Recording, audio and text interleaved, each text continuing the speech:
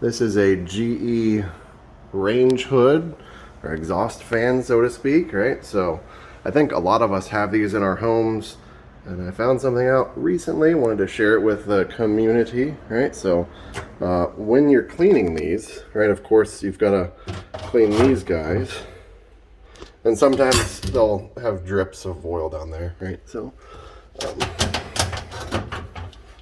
and I just cleaned it, so I'm not gonna get my feet dirty.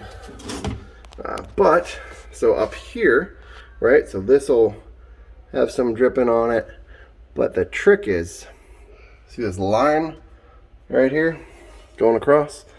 That actually completely separates. So if you lift and pull and it rotates, this whole thing spins, and then up in here you'll have all kinds of oil in this line up right here, and it drips out. It's super gross. And then you see the little feet here, and then there's corresponding little holes. So when you're cleaning out your range, and it even has little labels talking about, hey, make sure you clean and degrease this regularly. It's all hidden back up there. But I wanted to share that this bit spins right here, and it's got tons of oil in there. So to close it, all right, you kind of wiggle it a little bit, make sure it's lined up. And you can see it kind of springs a bit.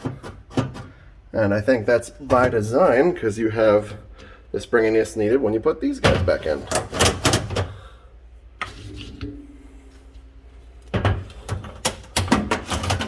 I thought I was really clean, and then I realized that opened and it was just dripping stuff. It was super gross. So there you go, happy cleaning.